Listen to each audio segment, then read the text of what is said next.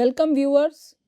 In this lecture, I will be discussing about organizational design options. Specifically, I will speak on adhocracy, and the objective of this lecture is understanding what is adhocracy, listing the strengths and weaknesses of adhocracy, explaining when the adhocracy should be used, and comparing all the 5 configurations of simple structure, professional bureaucracy, and machine bureaucracy, adhocracy and divisionalized form of structure. So, adhocracy, when Steven Spielberg or Sanjay Leela Bhansali goes about making a film, they bring together a diverse group of professionals. It's not just one individual who would be behind the success of a film.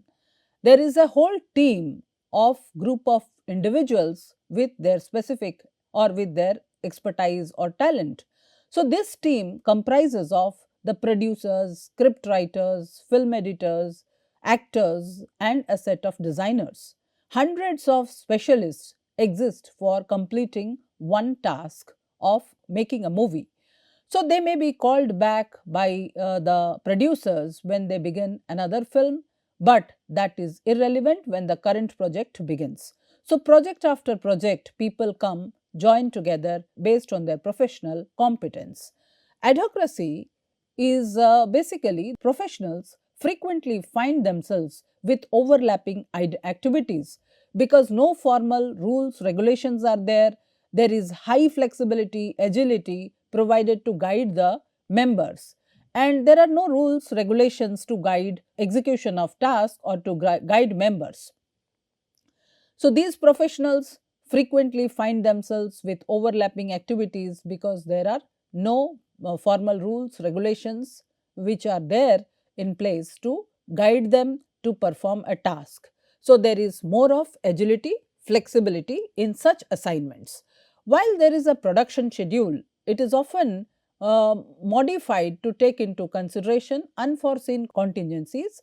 If the situation demands, there will be modifications, there would be say some addition of additional tasks assigned. So, the film production team may be together for a few months, maybe for years, 2-3 years together. So, or in some unusual cases, they can come back again to work together. So, but the organization is temporary in nature and it is not a permanent structure. In contrast to bureaucracies or divisional structures, as we have discussed earlier, the filmmaking organizations have no entrenched hierarchy, no permanent department, no formalized rules, no standardized procedures for dealing with routine problems. They join together only when there is a project or assignment at hand. All of them collectively contribute based on their expertise, their area of competence, and this is typically referred to as adhocracy. It is characterized by high horizontal differentiation and low vertical differentiation, low formalization, decentralization, and a great degree of flexibility or agility and responsiveness. It responds to the changes in the contingent situation or the environment. Horizontal differentiation is great because adhocracies are staffed predominantly by professionals with a high level of expertise. Vertical differentiation is low because many levels of administration would restrict the organization's ability to adapt. Need for supervision is less because professionals have internalized the behavior that management wants. And we have the professionals are having the competence to decide what they have to work on. So, we have already found professionalization and formalization to be inversely related. Adhocracy is no exception and there are very few rules, regulations. There is more autonomy given to the people who are working or the professionals who are have been appointed on the task, and those that exist tend to be loose and unwritten, and again the objective of flexibility demands absence of formalization. Empowerment or the autonomy given to the people demands that there should be less rules and regulations to be followed. Rules and regulations are effective only when there is standardization of behavior, and in context it may be valuable to compare professional bureaucracy with adhocracy. Both employ professionals. The key difference is that the professional bureaucracy, when there is a problem, immediately classifies into some standardized programs, and so that professionals can treat in a uniform manner, their behavior is more standardized. Whereas in adhocracy, a novel solution is needed, new idea is required, so that standardization and formalization are not appropriate in the context of adhocracy. And decision making in adhocracies is decentralized. This is necessary for speed and flexibility, and because senior management cannot be expected to possess the expertise necessary to make all the decisions. So, adhocracy depends on decentralized teams, cross functional teams of professionals for decision making, and the adhocracy is very different design that we have discussed earlier, or adhocracy has little standardization or formalization. The technostructure is mostly non existent, and because middle managers support staff and they are more operative and are typically all professionals, the traditional distinction between supervisor and employee and the line and staff becomes blurred, and the result is central pool of expert talent, the people or the professionals who have expertise or competence that can be drawn from innovative or those who can solve problems, provide unique contribution or creative idea, who does not work under constraints or they perform flexible activities. So, power flows to anyone in the adhocracy with expertise. Like anybody who has expertise, competence, who have their professional name, they can enjoy or they can have autonomy over the situation, regardless of his or her position. Adhocracies are best conceptualized as a group of terms, and specialists are grouped together into flexible teams that have few rules, regulations, and standardized routines. There is coordination between team members through mutual adjustment. There is mostly it is based on the mutual relationship or mutual understanding. As conditions change, so do the activities of the members based on the situations, demands of the project. So, the activities assigned to them will change, and because they have to come up with some new idea or some innovative solutions to the existing problems. But adhocracies do not have to be devoid of horizontally differentiated departments. Frequently, departments are used to clarify, but then departmental members are deployed into small teams which can cut across functional units to do their tasks. Let us give an example of a company like XYZ or ABC that designs, develops, markets computer software packages and provides consulting and research services related to computer systems. In that company, which relies heavily on flexibility, which is inherent in the adhocratic form, that company relies heavily on the flexibility which is inherent with the adhocratic form of the structure. Mostly that the employees of that company are members of small teams that are part of a larger group, and the distinction between managers and workers is very less, is essentially staffed by people with professional expertise. All employees enjoy a great deal of autonomy or empowerment. Any company with such kind of flexibility is primarily designed around solving problems, unique solution to the problem rather than narrow functional specialities. And rather than being primarily part of a team, employees have tenure on specific teams depending on how long it takes the team to accomplish its current tasks.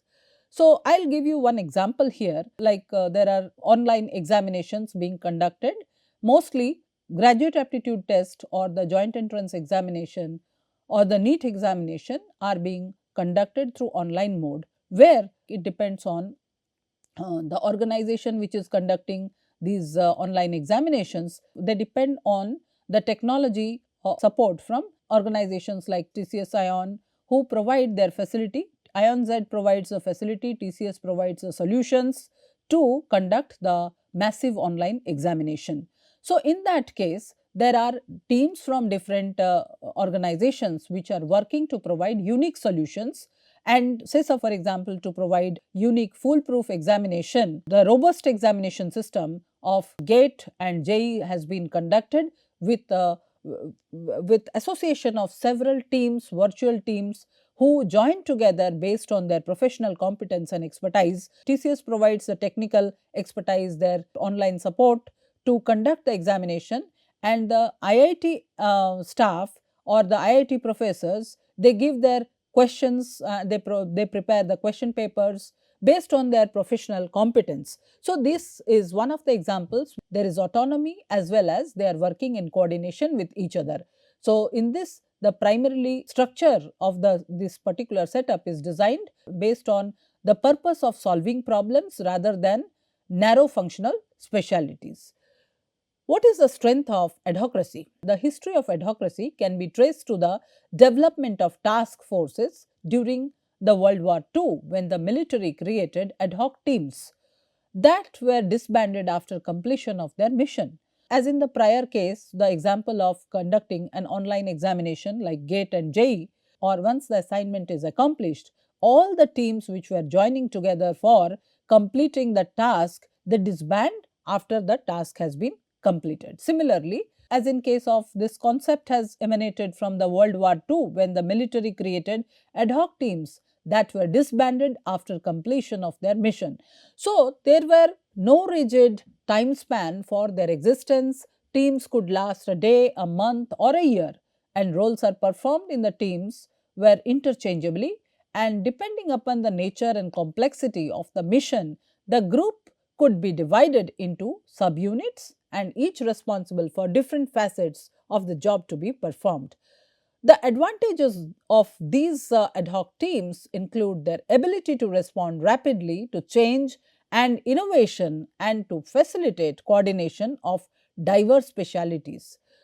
The adhocracy represents a viable alternative when it is important that organization be adaptive and creative, and individual specialists from diverse disciplines are required to collaborate to achieve the common objective and purpose.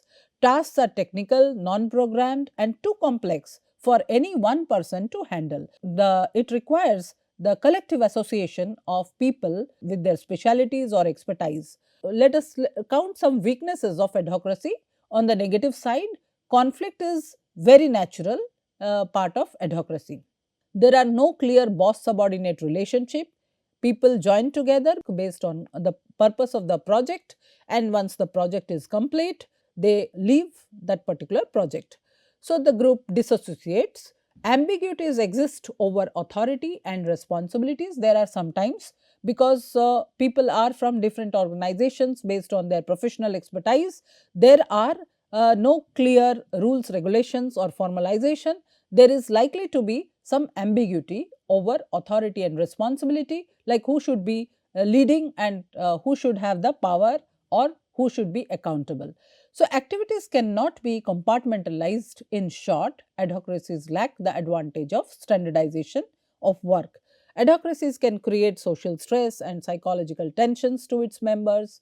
It is not an easy step, but quickly dismantle work relationship on a continuous basis. It is not easy to step up and quickly dismantle work relationship on a continuous basis. Some employees find it difficult to cope with rapid change, living in temporary work systems, and have to share responsibilities with other teams. In contrast to bureaucracy, adhocracy is clearly an inefficient configuration. It is a vulnerable design. As one author noted, many of them either die or else shift to bureaucratic configurations to escape this uncertainty. As we have seen, because of no clear rules, regulations, and less of formalization, some individuals find it difficult to adjust or adapt to such situations because of the ambiguity. This ambiguity or uncertainty, so some people would prefer to work in a bureaucratic setup. So, why do you think that it would be useful? So, why we might think or might ask, will adhocracy be ever used? Because of its inefficiencies in certain circumstances. Some circumstances are more than offset by the need of flexibility and innovation. So, though there is some kind of ambiguity, unclear rules, regulations, but still adhocracy would be suitable, the situations where we need to give flexibility to think or for innovative organizations. When do we use adhocracy? The adhocracy is certainly not every organization's cup of tea. The factors that determine when adhocracy will be effective are the organization's strategy, technology, environment, and life cycle stages. Adhocracy is associated with the strategies of diversity, change, high risk. Such strategies demand flexibility, which is inherent to adhocracy. Technology in an adhocracy will be non routine. A non routine technology must be used to respond to the changing strategies that the organization will be employing. And the technology will contain little formalization, relying on the expertise of professionals to provide the right response. Additionally, technology will be complex in that it will draw on the talents of diverse specialities. This in turn requires coordination, integration of specialized and heterogeneous skills. Adhocracy is a preferred mechanism for facilitating this integration. The adhocracy's environment will be dynamic and complex, and that is because innovative work, being unpredictable, is associated with dynamic environment, and because innovative work, which is sophisticated, links with a complex environment, one that is difficult to interpret and comprehend. Adhocracy form is mostly preferred in the early years of an organization's life cycle. Why it is so? Adhocracy form is preferred in the early years of an organizational life cycle. Adhocracy is used in a time when the organization needs the greatest flexibility as it attempts to identify its market niche and determine precisely how it is going to go about achieving its goals. Innovation is very high in an organization's formative years as it struggles to survive. Of course, the lack of prior precedents and entrenchment vested interest fosters experimentation with new and different approaches. A final point regarding adhocracy is its current trendiness. It fits well with the notion held by many managers today that environment is dynamic and complex, and to this the fact that organizations are increasingly being staffed by technical experts, it becomes fashionable for management to choose work designs that emphasize decentralized teams and task force. Now, let us compare after discussing a lot about various types of structures like a simple structure, a machine bureaucracy, professional bureaucracy, divisionalized structure, and adhocracy. Now, let us compare all these five configurations to have a consensus about their strengths and weaknesses. So, while our society is populated by millions of organizations, they can essentially be reduced into these five general configurations, that is simple structure, machine bureaucracy, professional bureaucracy, divisional structure, and adhocracy. The simple structure and adhocracy are essentially organic structures, while the other three are in mechanistic form. So, these are the five forms of organizational structure, and the first and the last, they are more organic, while in between then these three, they are more mechanistic in form, yet each is unique, each has a specific characteristics and preferable to the other four under certain conditions, certain circumstances. So, comparing the five configurations, the simple structure is recommended for small organizations, for those in the formative stages of development, for organizations in environment that are simple and dynamic as a response to the time of crisis, or when those in control desire power to be centralized. Machine bureaucracy is designed to effectively handle large size, a simple and stable environment, a technology that is composed of routine and standardized work. It is professional counterpart is also designed for large organizations with routine technology.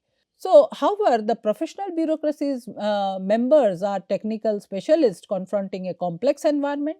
To effectively operate with these professionals and a complex environment, a decentralized bureaucratic design is also necessary. The divisional structure looks like machine bureaucracy, and however, it also has been designed to respond to a strategy that emphasizes market or product diversity, where the organization is large, technologies are divisible, and the environment tend to be simple and stable. So, when we look at the adhocracy, it requires top managers to give up the most control in power control terms. Therefore, it is the least desirable of the five configurations. When will management select the adhocracy or the adhocratic form of organizations with the diverse, changing, or high risk strategies, or when technology is non routine and the environment is dynamic and complex? We prefer adhocracy. It is also effective in dealing with the problems that are typically encountered when an organization is in the formative years of its life cycle.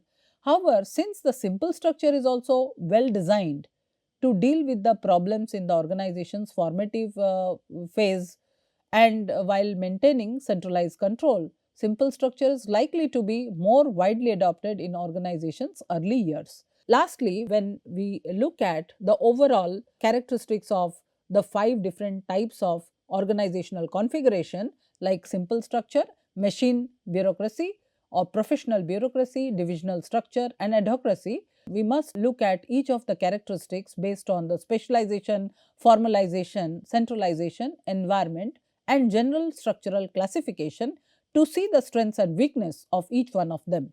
So, simple structure has a low specialization, it is also low on formalization, centralization is very high, and environment is simple and dynamic, and the general structural characteristics is it is organic in nature, it is flexible. Whereas, machine bureaucracy is having a high functional specialization, it has high formalization, centralization is also very high, and environment is simple and stable, and the general structural characteristics is mechanistic in nature. When you move towards the professional bureaucracy, there is high, when we look at professional bureaucracy, the specialization is high, formalization is low, centralization is low, environment is simple and stable, and general structural classification is mechanistic in nature. Further, divisional structures have high functional specialization, and formalization is high within each division, and centralization is limited, or you can say that there is limited decentralization, and more of limited decentralization is there in case of divisional structure, and environment is simple and stable, and general structural classification is mechanistic in nature. So, what we have seen, machine bureaucracy, professional bureaucracy, and divisional structures are mechanistic in nature, whereas when you see the simple structure is organic in nature.